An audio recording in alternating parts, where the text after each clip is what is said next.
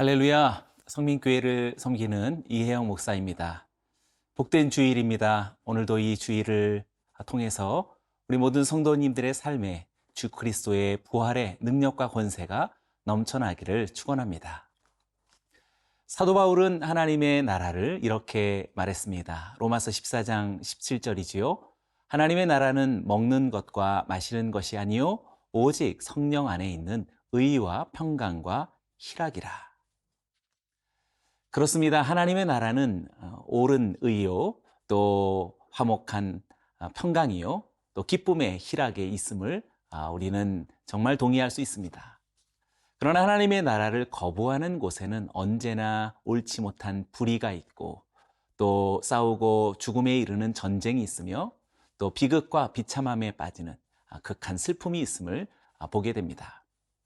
오늘 말씀을 통하여서 우리는 하나님의 나라를 회복시키려는 의지와 또는 하나님의 나라를 역행하려는 반란을 보게 됩니다.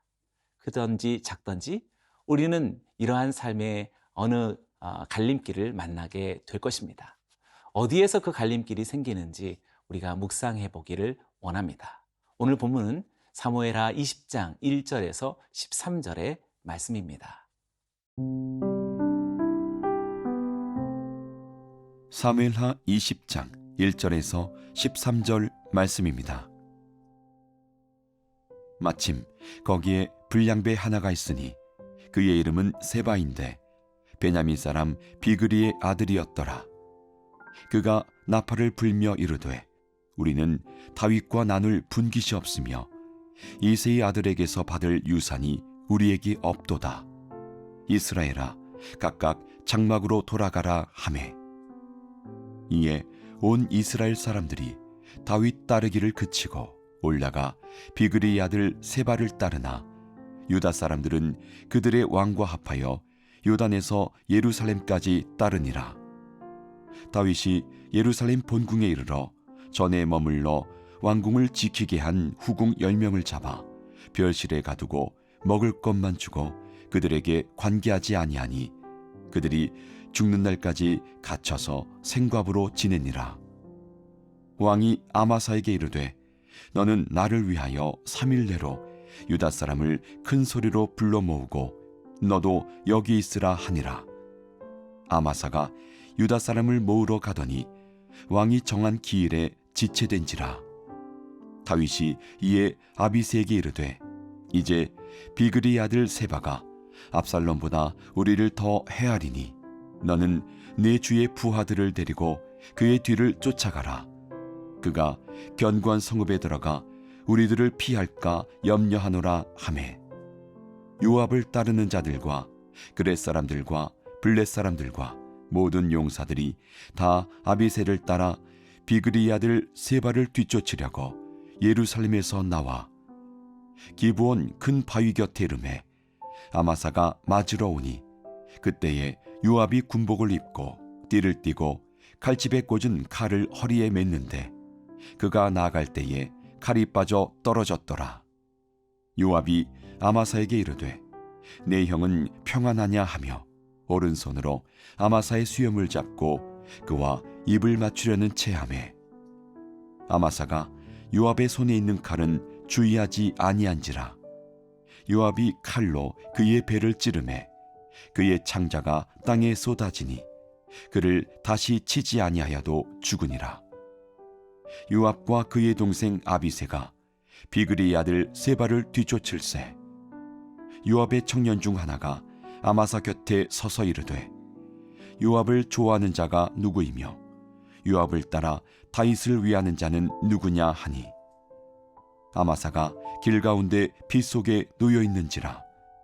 그 청년이 모든 백성이 서 있는 것을 보고 아마사를 큰 길에서부터 밭으로 옮겼으나 거기에 이르는 자도 다 멈추어 서는 것을 보고 옷을 그 위에 덮으니라. 아마사를 큰 길에서 옮겨가매 사람들이 다 요압을 따라 비그리 아들 세바를 뒤쫓아 가니라. 압살롬의 반란을 진압하고 다윗이 예루살렘으로 귀환하면서 유다와 이스라엘 사이에 갈등이 크게 번져가게 됩니다. 압살롬의 반역을 지지했던 유다 사람들을 옹호하는 다윗의 태도에 불만을 품었던 이스라엘 진영이지요. 또 그들을 대표하는 세바가 이스라엘 사람들을 선동해서 분열을 책동하게 됩니다. 1절과 2절의 말씀을 읽어봅니다. 마침 거기에 불량배 하나가 있으니 그의 이름은 세바인데 베냐민 사람 비그리의 아들이었더라. 그가 나팔을 불며 이르되 우리는 다윗과 나눌 분깃이 없으며 이새의 아들에게서 받을 유산이 우리에게 없도다. 이스라엘아 각각 장막으로 돌아가라 하매 이에 온 이스라엘 사람들이 다윗 따르기를 그치고 올라가 비그리의 아들 세바를 따르나 유다 사람들은 그들의 왕과 합하여 요단에서 예루살렘까지 따르니라. 세바는 베냐민 사람 비그리의 아들인데 불량배라는 그런 별칭이 있었습니다. 주로 정치적인 부정적인 세력을 가리킬 때 일컫는 말이었는데요. 세바가 반란으로 지금 근거를 제시하고 있는 어떤 명분은 다윗에게는 분깃 그리고 유산이 전혀 기대할 수 없다라는 그러한 측면이었습니다. 그러니 유다가 아닌 이스라엘은 제각기 장막으로 돌아가라라고 그렇게 외쳤던 것입니다. 여기서 장막으로 돌아가라라고 하는 그 말은 왕정 이전에 개별 지파 체제로 그렇게 흩어지자라고 하는 그런 주장이라고도 볼 수 있겠습니다. 세바는 나팔을 불었고 반란을 선동했습니다. 그런데 결과가 너무나도 그대로 되었지요. 다윗을 따라서 예루살렘으로 가던 이스라엘 사람들이 다윗 따르기를 그치고 세바를 따르기 시작했던 것입니다. 이스라엘 12지파의 본격적인 분열이 시작된 것입니다. 처음 시작은 분깃과 유산을 언급했지만 사실 명분과 주도권 문제였다고 말할 수 있습니다. 세바는 주도권을 주기 위해 분열을 택했고 그 결과는 매우 위험천만한 이스라엘의 붕괴에 있었다라고 말할 수 있겠습니다. 작은 자신의 자존심 하나를 택하기 위하여서 이스라엘 전체를 바꾸고 있다라고 말할 수 있겠습니다. 이어서 다윗은 지금 어떠한 계획과 실행을 이루어가는지 3절의 말씀을 보겠습니다. 다윗이 예루살렘 본궁에 이르러 전에 머물러 왕궁을 지키게 한 후궁 10명을 잡아 별실에 가두고 먹을 것만 주고 그들에게 관계하지 아니하니 그들이 죽는 날까지 갇혀서 생과부로 지내니라. 다윗이 예루살렘에 돌아와서 본궁에 이르기 전에 일련의 조치를 취하게 됩니다. 압살롬의 반란 때에 압살롬과 동침하게 된 후궁 10명을 별실에 가두고 관계를 끊은 것으로 보여집니다. 이 10명의 후궁들은 사실 억울할 수도 있었겠지만 그러나 만약 그들의 지위가 회복되어진다면 다윗이 자기 아들과 관계한 아내들을 받아들이는 셈이 될 뿐 아니라 이것은 이방의 악행을 따르는 그런 모습이 되기에 다윗은 모든 오해의 소지를 막고 하나님이 주신 왕권을 회복하겠다라는 의지의 표현이라고 볼 수 있겠습니다. 다윗은 지금 어찌하든지 흩어진 이스라엘 유다를 하나로 모으려고 노력하고 있다라고 볼 수 있겠습니다. 4절과 5절의 말씀도 읽어보지요. 왕이 아마사에게 이르되 너는 나를 위하여 3일 내로 유다 사람을 큰 소리로 불러 모으고 너도 여기 있으라 하니라. 아마사가 유다 사람을 모으러 가더니 왕이 정한 기일에 지체된지라. 다윗은 지금 요압 대신에 아마사를 군 지휘관으로 그렇게 부르고 있습니다. 그리고 3일 안에 유다 군사들을 모두 소집해서 자기 앞으로 데려오라고 그렇게 명령합니다.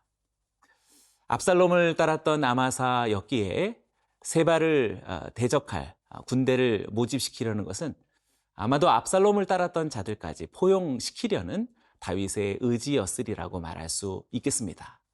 다윗은 지금 어떻게 하든지 분열을 최소화하고 내전을 막으려고 안간힘을 쓰고 있다는 것을 발견하게 됩니다. 그러나 결국 아마사는 3일 안에 임무를 완수하지 못했지요. 다윗은 기다리지 않고 아비새를 출정시킵니다.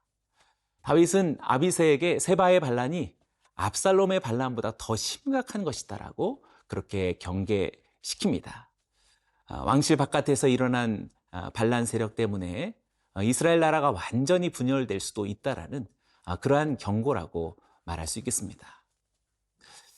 다윗이 아마사를 더 기다리지 않은 까닭은 세바의 반란군이 요새에 들어가 버리면 그를 끌어낼 수 있는 그 진압이 장기화되기 때문에 서둘러서 이를 진압하려고 했던 것입니다. 우리는 여기서 분열을 야기시키면서 주도권을 가지려는 그러한 사람과 세력들이 있고 그러한 길이 있다는 것을 보았고, 또 다윗과 같이 어떻게 하든지 내전과 전쟁을 막으려고 자신의 자존심을 내려놓고 후군과는 별개로 지나지만 어찌하든 그 상흔의 자리를 유지하고 있는 다윗의 모습을 보게 됩니다.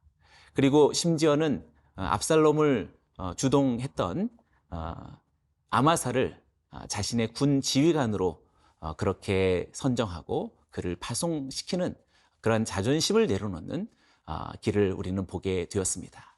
우리는 어떤 길로 가야 하겠습니까? 하나님의 나라는 평강의 길이어야 하겠습니다.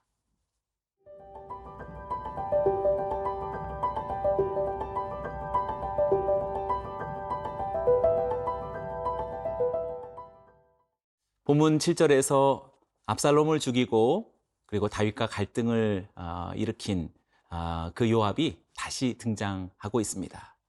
요압의 군대와 또 아비새의 군대, 그리고 다윗의 용병이었던 그렛과 블렛 사람들이 모두 예루살렘을 떠나서 세바를 뒤쫓아 출정하게 됩니다.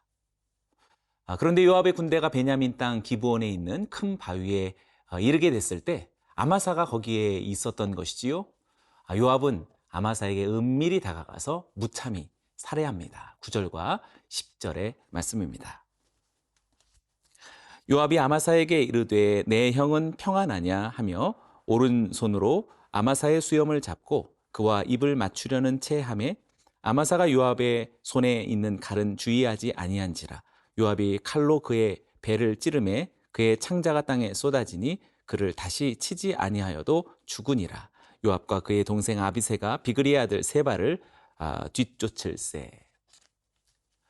요압은 사촌인 아마사를 향해서 평안하냐라고 샬롬의 인사를 하고 무기를 잡는 오른손으로 아마사의 수염을 잡고 입 맞추려는 그런 태도를 보여줍니다. 아마사의 경계심을 누그러뜨리는 그런 행동인 것이지요. 그래서 아마사는 요압이 가지고 있었던 또 다른 칼을 주위에서 보지 못했던 것입니다. 그 순간에 요압은 칼로 아마사의 배를 찌르고 그를 무참히 죽음에 이르게 하지요. 정말 샬롬이라는 말을 전하면서 평화로 위장한 잔인한 암살이었다라고 말할 수 있겠습니다. 이야기는 그렇지만 사실상 이면 속에 우리는 하나님의 어떤 섭리를 또 볼 수 있겠습니다. 압살롬의 반역에 동참하고 주동자가 됐던 아마사가 아니겠습니까? 그런데 그가 요압에 의해서 심판을 맞게 되는 것이다. 그것도 어쩌면 하나님의 섭리 가운데 있었던 것이라고도 말할 수 있겠습니다. 요압이 정말 아마사를 살해한 까닭은 무엇일까요? 아마도 요압이 아마사를 죽인 것은 먼저 아마사가 모병의 기한을 지키지 못했고 그리고 유다 땅을 떠나서 베냐민 땅에 있었던 그런 상황을 스스로 판단해서 나름대로 처형할 명분을 삼았던 것이라고도 말할 수 있겠습니다. 압살롬을 죽일 때도 그러한 방식이었지요. 네, 또한 요압의 개인적인 차원에서 본다면 자기 모르게 다윗이 임명한 군 지휘관 아마사에 대한 그 반감이 작용했던 것으로도 볼 수 있겠습니다. 아브넬의 죽음도 이와 마찬가지였습니다. 결국에 요압이 아마사를 죽임으로 인해서 다윗 왕국에서 자신이 계속 영향력을 미치고 나아가서 세바의 반란을 진압하게 될 때 심지어 왕권에도 영향을 미칠 수 있으리라는 그러한 마지막 기회를 생각했을 수 있다라고 생각합니다. 요압이 아마사를 죽인 이후에 자신의 군 3명을 그곳에 남겨서 나머지 군사들로 하여금 요압을 따르도록 종용했던 것을 보면 그 의도가 있었다라는 것을 우리는 부인할 수 없을 것입니다. 요압이 세바의 반란을 진압하고 나중에 다윗을 압박하는 수단이 된다면 다윗의 아들들이 지금 하나씩 둘씩 다 죽어가는 이후 아마도 다윗의 왕 그 이후는 요압이 그 왕권까지도 노리고 있었을 것이다 라고 말할 수 있겠습니다.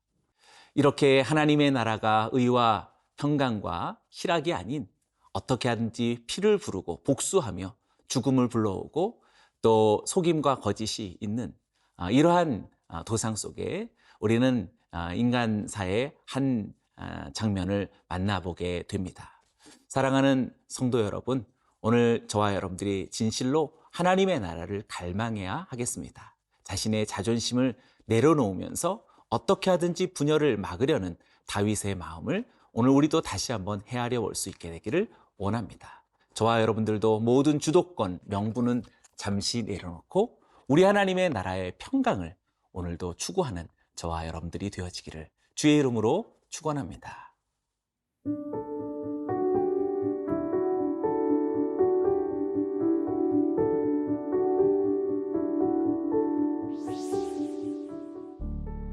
살아계신 하나님 아버지, 하나님 나라가 의와 평강과 희락임을 믿고 또 바라고 또 소망합니다.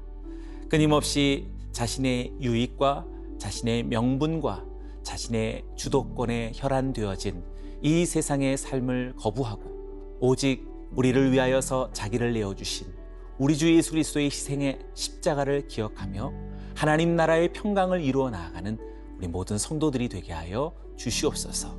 찬양하며 예수님의 이름으로 기도드리옵나이다. 아멘.